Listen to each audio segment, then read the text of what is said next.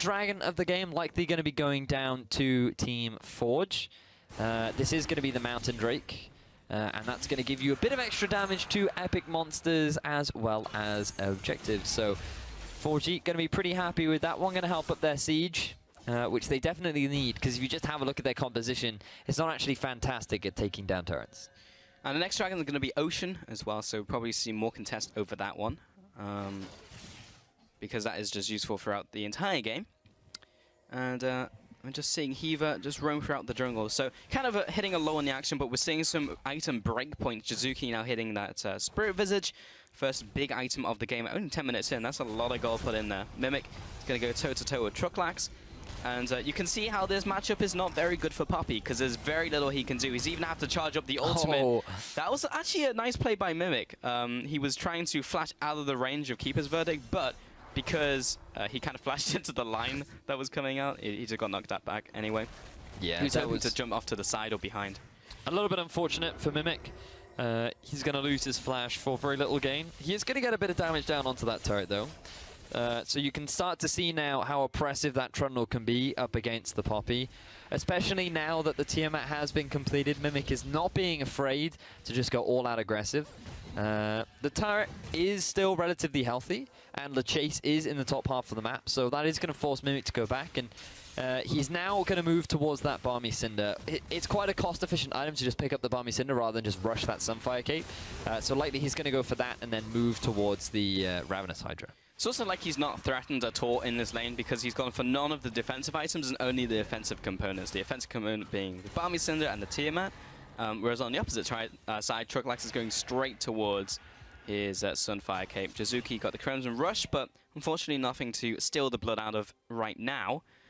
So 1,000 gold advances to 4G, basically just from kills. The Dragon's gone down, but that doesn't give you gold anymore.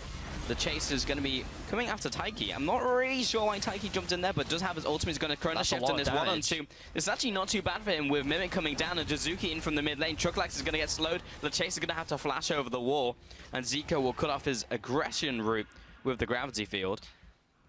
So Taiki actually playing really aggressively there and stupidly confident as well, because he knew that his team was going to be there to back him up. He held onto his ultimate just for long enough to not only get the damage down, but also get a bit of his health back, and then he just had enough to escape as Zico. Ooh, I thought Jizuki would go for the all-in there. He might still do. He might. He needs to get out of the range of the Aftershock and still takes it to the face. That is unfortunate, and Jizuki's going to turn around and punish him for it. Tides of Blood actually doesn't land, and he's going to take the damage in from another laser, but he's getting so much health back from these minions using his Q. Zico, I mean, all of that was really just on whipping his ultimate. Yeah, Zico forced to use the heal there because he thought that Jizuki would go for the commit. Nice mind games coming out from the Vladimir, demonstrating that during the laning phase he can definitely put a lot of pressure down.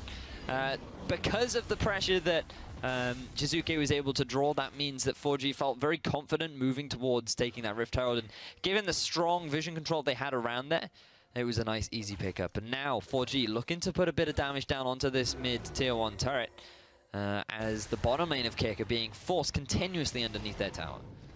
And Taiki's just going to clear out his jungle, gone for the Runic Echoes. I just want to see where he goes from here. That was our question in Champion Select in terms of his build. And he's going back right now, so I'm sure we'll find out. Chase on the opposite side, going for that Blood Eraser. So he's going to be more aggressive in the kind of early and mid game rather than just stacking it up when it was Devourer. But even up against Taiki, he wasn't coming out favorably, even in the 1-on-2. So he might need to change up his tactics. Looks like we're going the tanky route, building towards a Catalyst on Taiki. So, interesting. Interesting indeed. So Echo in particular, in the top lane, throughout this tournament has actually not been doing that well. I'm not entirely certain on the statistic, but I believe he's been losing more games than he's been winning. So the fact that Taiki decides to put him in the jungle means that we are seeing something a little bit different from the Echo. And you and I have been discussing a lot about how I feel like he could go more toward... Oh, Echo right now could go into more AP. His scaling is really good. Rod of Ages has been changed. It's cheaper now. And I think it could be a great item to make Echo a little bit more off-tanky, but then also help him towards his scaling. You can then still go into full tank mode after that, but you just have a little bit of extra damage as well. Very few, well, no Echoes have decided to take it, but maybe Taiki has decided that it might be worth the try. Maybe. He's already doing something unconventional, building him in the jungle, so maybe he'll take the extra step and go for more AP. Bot lane, how are we looking on AD carries? Haven't seen them in a while, actually. After all the aggression and laning phase from Heaver and Gap, there they are. There they are. At least kick side, I haven't seen Gap or Heaver in a while. You can see that Kepe, he's currently half stacked on his Mirror Mana, or on his way to the Mirror Mana with the Mana Moon. Gap has completed his Essence Reaver. I'm going to go for that standard build. We'll go for a crit item after that as well. And also gone for those Swifty Boots. So, I don't know what they've been doing. I think they've just been farming. And judging by their farm, 137, farming? 50 minutes into the game, then I think he's just been in bot lane farming. He's now in top lane farming. Yeah, he's actually soaking up all the waves that Team Forge are giving him. Gap has basically just been shoving that bottom lane, forcing Kepe underneath his turret. Notice that the turret has actually gone. That's how aggressive that Gap and Heaver have been. Right now, bottom lane is, yeah, okay, there's a bit of back and forth between the supports, but there's very little that the bottom lane of Kick can do to match the wave clear that is a Sivir. And because of that, constantly being forced under turret means that, okay, he's actually done quite good in the farm department as Heaver found Truxlax. Oh, Truxlax is going to knock away his source of damage, but the rest of the cavalry is coming in. Gap and Taiki are looking to cut off the escape route. Truxlax is going to put some damage onto Gap, see if he can do anything else. Great ultimate in from Rux is going to disengage this one for Truxlax, but he's still going into enemy territory, and with Jizuki coming up lane, he's actually going to try and teleport out, but he was going to say no to that plan. Flash into the head, but will disrupt the recall, and Truxlax goes down. Nice collapse coming out from 4G. They realized that Truxlax stayed a little bit too long underneath that tier 1 turret. They tried to set up the dive. Truxlax, noticing that Taiki was coming in from the flank, knew where the parallel convergence was going to go, so he tried to make a teleport play. It didn't work out, and now Mimic is the one in trouble. Needs to be a little bit careful, but LeChase, he has his ultimate, but doesn't want to go all in on this one. Kepe is also low on mana. Mimic is going to clear out these minions, so he's good for now. Top lane, they're going to continue this push because they got that kill onto Truxlax, so that's a tower just dead. Someone needs to kill it. There we go. Wow. So 17 minutes into this game, that's an inner tower in the top lane. And it's 3 turrets in favor of 4G as well. Notice that Keck, they weren't able to respond on the other side of the map. They invested both Kepe and LeChase into trying to take that turret, but it wasn't enough against Mimic. He was able to hold them off in a 2 versus 1, and things did not work out, unfortunately for them. Really, Truxlax shouldn't have been that overextended. He should have realized the play that was coming and not given away that kill. But there we are, 4G picking up a tier 2 turret and a kill completely for free. Also, all of these kills are being funneled into Jizuki. The last one wasn't, of course, but 3-0-0 in this game, and is getting pretty scary, honestly, sitting on that big item and Lucidity Boots. Taiki, because they have complete control over this area. Kick didn't even try and place down wards in that zone, and that will just go over to Team Forge. So that's the second dragon in the game. This time it's going to be the Ocean Dragon. And the next one, I believe, is going to be another Earth Dragon. It is, so they could stack that up even more. But this honestly doesn't look like the same Kick eSports that we've been seeing throughout this tournament. They're generally being built around those team fights, getting a lead around that early and mid game, and just forcing those fights around objectives. And Team Forge seem to be taking a page out of their book and just doing their game, but better. Well, this is the thing. Hang on a second, because LeChase setting up for a potential dive in the lane. I think this is very risky against Mimic, so LeChase is going to smartly back off. And the big thing is they're now approaching that mid-game point, the 20-minute mark, where you get all of these 2-item power spikes. Notice that Zico completed the Mark II Hex Core, as well as the Abyssal Scepter. Jizuki getting collapsed on. LeChase is going to come in here, but he's going to try and retreat as Gap is coming in from the bot-hand sides, and so much damage coming out. Heaver's going to be tanking the tower, and Rux is backing up behind the tower as well. Zico coming in to try and return some damage, but he's a little too late coming in from the front door.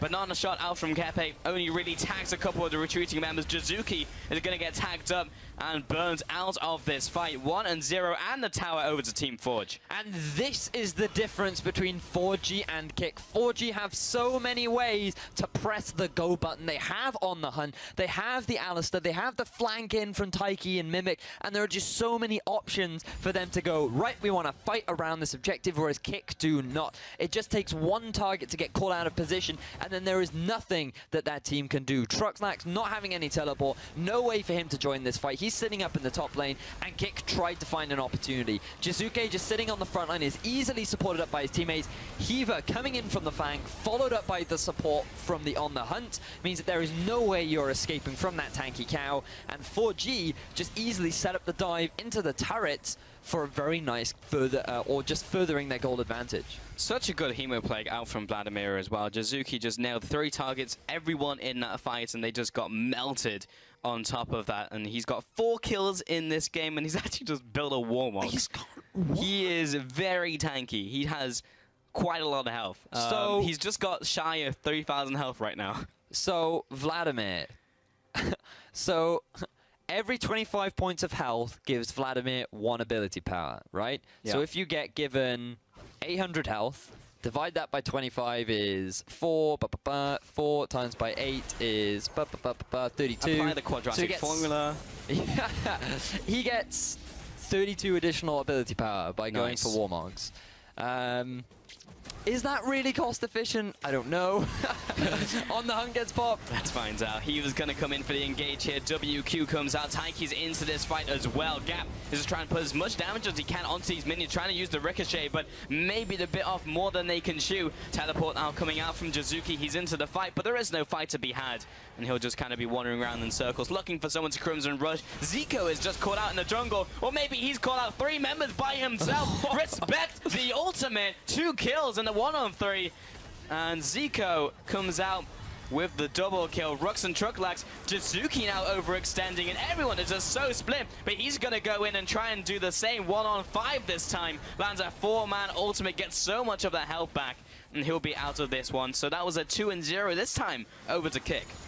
So, 4G, unfortunately, overextending at a point where Kick have hit a pretty big power spike. The fact that the tier was completed for Kepe means that he was doing so much more damage, but 4G just being a little bit too over-aggressive, not respecting the damage that Kick can do, and not really being fully aware of their position. Look at how much health they've lost. They tried to get the collapse done onto Zico. He turns around, uses his flash as well as the well-placed gravity field, but on top of that he gets the 3-man ultimate, and people just sitting it. We know how much tick damage that can do. And then they try to get the collapse down onto Jizuke. Unfortunately for him, unfortunately for Kick, he has a lot of health regen from that ultimate. There it is. 900 health back. So he's just like, yeah, I'm going to nope out of this one. But really that was all about Zico. Having completed both the Abyssal and that Mark II X core, he does a fair amount of damage, and there's like no magic resistance on top of 4G right now. So they end up paying for it pretty heavily.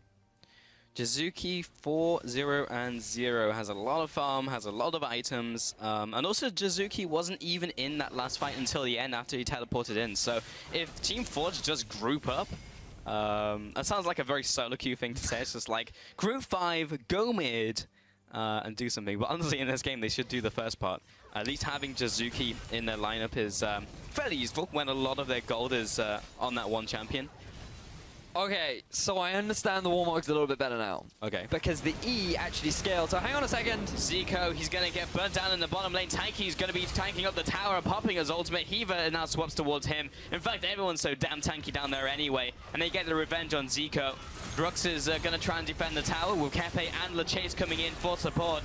There's the true shot barrage, but Gaps found him. He's going to try and go for the one-on-one while the rest of the fight opens up. Mimic, he's actually getting burnt down as Jizuki comes in, lands a great tide of blood onto 4 players, and is looking for another one to find his second kill into the Sanguine pool, right as Truxlax was coming in for the heroic charge. 3-0, a big advantage to Team Forge. So 4G, after getting caught out of position, decide, right guys, we do need to regroup. Just as you were mentioning, let's just group up and fight, because we do such a great job in these team fights. Look at the health regen on top of Jizuke right now. Welcome to Warmogs. Oh man, that is crazy. 4G though executing a beautiful tower dive, getting pick after pick, setting up the flank with Mimic as well, and off the back of that they're going to be able to pick up another dragon. So overall advantages gained in every respect for 4G. They get themselves kills, they get themselves turrets, and they're going to get themselves that epic monster in the form of Dragon. And this is what I was waiting for, the replay, just to see how all these things kick off. Hiva is the guy that comes in for the flank, and when you have these three members being collapsed upon you, Taiki with the ultimate to get him out of danger as well, it's just a very clean, an easy dive for 4G. Then what we're going to see is, because of that deep ward behind the turret, you're going to get the teleport coming in from Mimic just then, so that as Kick try to retreat to the safety of their turret, as Hiva re-engages, there's nothing they can do. The Chase forced to burn that ultimate very, very early, and Mimic is still able to get out alive off the back of that because they just forced down the turret. Then Jizuke, being his tanky self, and then using that pool at just the right time, resulted in 4G being able to get 3 kills plus a turret for absolutely nothing. The funny thing is, the Chaser's ultimate actually saved Mimic, and Team Forge benefited so much from that because they all just walked back into it and all got healed from it. So just kind of added insult to injury in that last team fight. 7-0-0 now, Jizuki. And I think we can stop doubting him on the Vladimir. I think we can just stop doubting Jizuki in general, honestly. We can stop doubting Jizuki. Yeah, so he's picked Morgana, and then now Vladimir doing just as well. He's playing around his E, believe it or not. It scales with 10% of your max health. So his E, right, fully charged, just the damage from his health is 322. Amplified by the AP and the base stat, he's looking at about 600 damage just from his E. And that has a 3-second cooldown. Indeed. So that's the build path that he's going for. Basically a tanky frontliner that's purely relying on his E for that damage. I think it makes sense because the Crimson Rush isn't reliable. You do have to play around. You need 2 charges, and yeah, okay, at level 5 and with that much cooldown reduction, it also has a 3-second cooldown. But to get more reliable damage, it's better to just play around your E. So by stacking a lot of health, that's pretty much his intention. And to be fair, you can't doubt him because he is just running into these fights, staying alive for absolutely ages, getting so much health back from his ultimate as well. This could be an adaptation. This is also why you're seeing the very early Spirit Visages, as another fight kicks off. Jizuki, he's going to be leading the charge, or Hiva comes in. Both supports flash. Won't be landing his Pulverize. Trucklax is kind of circling around and taking away some of his vision as well. It looks like we will have the brief disengage, but it's very clear that Team Forge are trying to pressure the Baron now, and Kick are very aware of this. And because they are so starved of vision in that area, they're going to have to try and face check.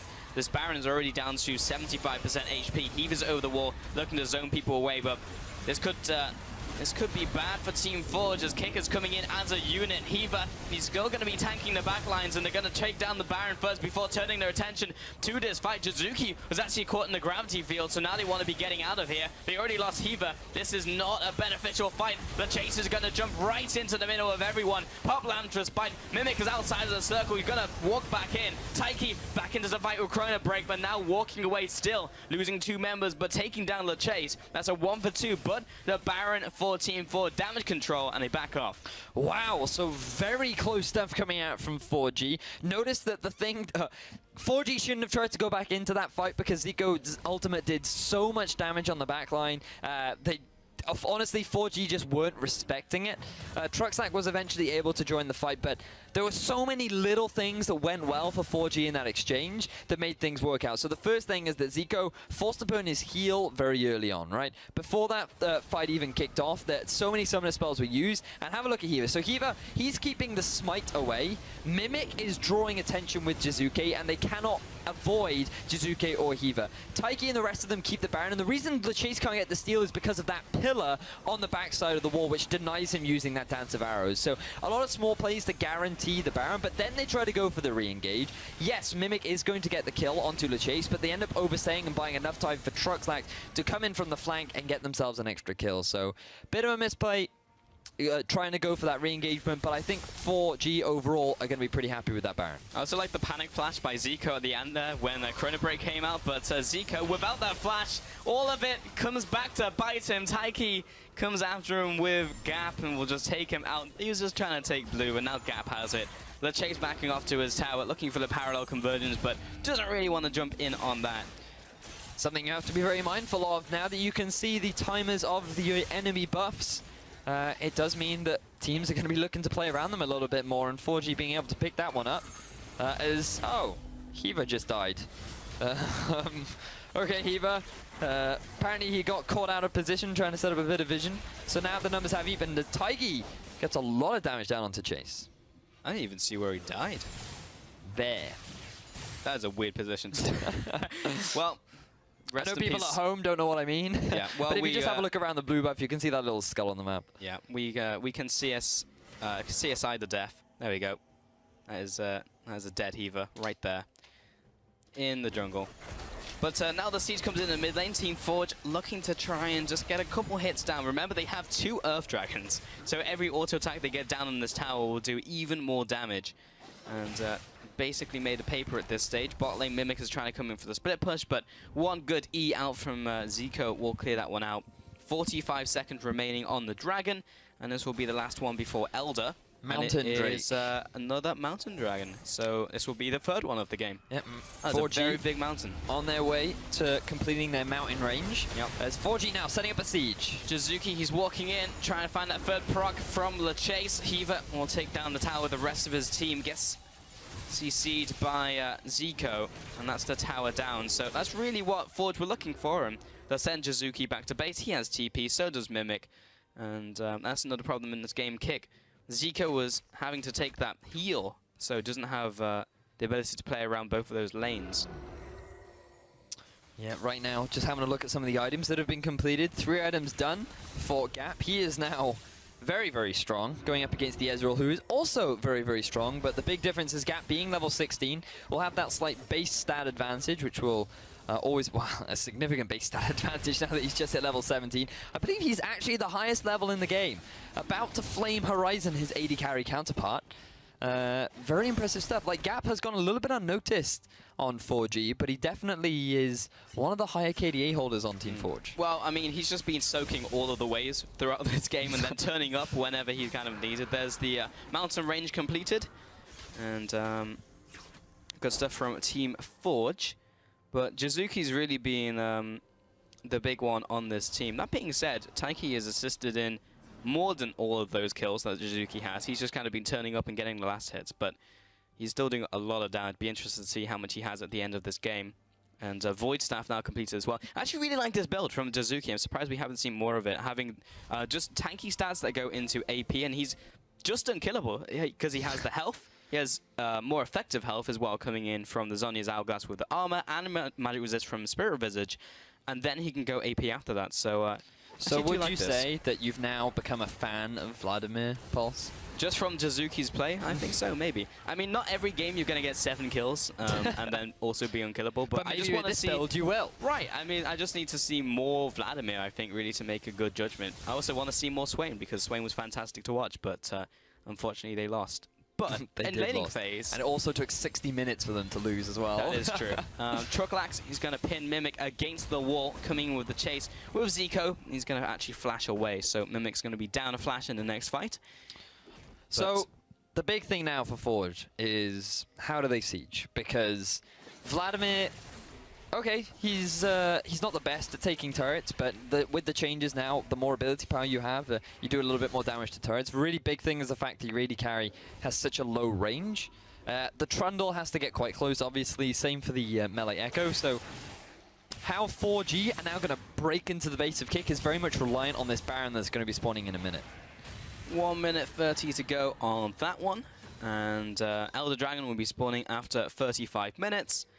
And 4G, yeah, really just trying to break into that base now because they've taken all the inner turrets. They're just looking to get into those inhibitor turret lines. Rux, if he gets called out, if they can find a pick onto Kick, that would definitely help out Team Forge complete their objective. But not going to find it today. And yeah, I really think it's just waiting out for that Baron, and because they have such control over that area in terms of vision, there's not much that Kick can do, and they have to just walk blind into that jungle and try and make a steal, try and make a team fight, which they're most likely going to leave. The lose being 12,000 gold behind and a gigantic Vladimir in these team fights, so really it's difficult for Kick to do too much. They're definitely going to live for the next 40 seconds, that much they have, so they got that going for them, which is nice. Yes, they certainly do. There's also the on the hunt, so with all the vision that 4G have, if they see one person just in the wrong place at the wrong time, they'll quickly be able to punish them. Level 17 now coming up for Jizuke to the level 15 of Zico. Just everything going wrong for Kick right now, and I think this is something that neither of us were really expecting. 3-0 Kick, very dominant. They have had a few issues with, like yesterday, for example, not closing out the game as smoothly as possible, but Forge, with the reintroduction of Hiva, they do definitely seem like a completely different team. Well, sure, their playstyle has definitely changed a lot. We're also seeing a lot of games today not go quite as planned. Melty just going hammer against LP earlier. Taiki coming in from the side, looking for this flank to happen. And Hiva's coming in for the top side. Great combo coming out there by Hiva. Rux is going to get CC'd down. And Trucklax, everyone's getting funneled into this small area. But 2 people are knocked away from Trucklax. Is it going to be enough? No, they're actually still losing 3 versus 5. And now Zico is the only member remaining. We'll keep Cape. Now Cape is the only one remaining. Triple kill out from Gap, and Mimic's going to chase him down. Actually, Cape might be able to pick up this one-on-one kill. It's going to be close. Jizuki, no matter what happens, he's going to find the kill. Looking for the Tides of Blood. He's going to chase him down while the rest of the team comes in for the win. 4G, beautiful play right there. The biggest problem for Kick was that they just funneled themselves into that choke point, and that is exactly what Forge want you to do. They get the 4-man Vladimir ultimate off, with Gap doing so much damage with the ricochet on the back line, but it all was thanks to Hiva getting that multi-man engager, followed by the parallel convergence from Taiki. We were worried about this Echo, but it worked out beautifully for 4G as they move into the top of the ladder. Pretty solid performance, honestly. 15-6. I mean, they definitely won all of those fights. Came out of the laning phase strong, and I really can't fault their performance. It was just really good against Kick. That being said, I definitely feel like Kick was underperforming in that game. They weren't really playing against around their composition. They weren't really playing like they usually play, looking for those fights. And they had some mechanical missteps. And they just didn't seem to care about Dragon in the game. It just seemed odd. They, I wasn't a fan of their draft. I could see what they tried to do with the Poppy. And the fact that into the Echo, I think it would have been fine, but you still lack that reliable hard engage that Kick really need to teamfight, which is what they love to do. Also, the Ezreal got bullied hard by Sivir. I know we didn't look at bot lane very much, but Sivir actually took that turret, the first turret of the game, by just constantly shoving in, and there was absolutely, other than that one gank from the chase early on, which ended up going horribly for Kick, it's really just been about 4G just pretty much dominating every lane. They won top lane because of the Trundle outscaling the Poppy. The mid lane, the Vladimir was just being a nuisance. I mean, to be fair, when you're a Victor, sure, the matchup is kind of stale for a little while, but when you rush magic resistance in the form of Spirit Visage, then go Warmogs, he's not going to be able to kill that. Victor will not kill that. You might not die yourself, but you're not going to win, and Vlad's just going to keep pushing back once he gets to a certain point. And it was just basically Kick all across the board struggling, to be totally honest with you, and LeChase couldn't do anything to counteract his struggling lanes. I also think you hit the nail on the head, because out of the draft, I mean, it wasn't necessarily a bad draft coming out from Kick, but at the same time, I don't think anyone was expecting Neko to go into the jungle, the Trundle to flex the top lane, and then the last pick Alistar. So that was actually really interesting in terms of how they flexed their picks coming out to the end of that. So that definitely kind of screwed over Kick a little bit, because they weren't expecting Poppy to be shoved in by the Trundle. They weren't expecting Vladimir to have such an oppressive laning phase against the Victor. Bot lane, Gap was drawing pressure just by doing Sivir things and basically being Sivir bot, which just shoves waves, takes towers. Like, you saw how much gold she had at the end of the game. Like, Gap was literally, almost as you said, flame horizoning his opponent just by going from lane to lane to lane, just soaking up all those waves. And when it got to team fights, they had so much AoE damage that Kick just couldn't do anything. And it was like 3 fights in a row where they just kind of keeled over and died. Yeah, and looking at the standings now, like Team Forge are at the top, because they're tied with Kick with 3-1, and because they now have the game over Kick, they should be sitting at the very top. So Team Forge, we were a little bit worried about them. Were they really going to be a contender in Group B? Because this is one, I argue that this was the closer of the two groups, but they are really making a name for themselves, especially with the reintroduction of Hiva. And now you have to wonder, does that Alistar need to be a ban? Because I feel like the plays that Hiva was setting up were a large part as to why Team Forge were able to come out ahead in all these fights. Maybe. It's funny, actually, because Alistar, some people have been saying, is going down in people's estimations because of the ult nerfs, of course, and then we've actually seen some some really bad games from Alistair. Like Hado wasn't able to do a lot with that pick, but then we've seen the flip side where you can get really good engages out and then you can tank turrets, but then we've seen the other way where Clyde just dies at tower level 5 and then dies. So like, it's just, if you can still play the champion and your team can play around it, still a great pick for sure. So maybe we could even see something else come up, but then he'll still play like an aggressive pick. Also to note, there are other standing implications, because with that win, Mouths are now out, and whoever loses the next game, which will be G2V or Chef, will also be out. So there's a lot of things that came with that win coming against Kick. So it'll be interesting to see what happens in the next game. Who would have thought? Fnatic Academy out. Melty, bottom of the table, taking a game off, LP. who I thought was the top team of the tournament. Kick then losing to Forge, maybe not the biggest surprise, but still. And now we've got Mouse, former Challenger team. They are gone from the Challenger Series. That's actually crazy, yeah. I mean, I don't remember the last split where Mouse were not a team in Challenger. I just expected them to be there. And they had so many splits where they actually did well, got into promotion tour and got into the finals, but also the polar opposite. And it really just depended on their lineup. So shame to see them go, but still, a lot of impressive things have been happening. I hear we're getting played out. So that's game 5 in the books. Don't go anywhere. We'll be back right after this short break for the very last game of the day.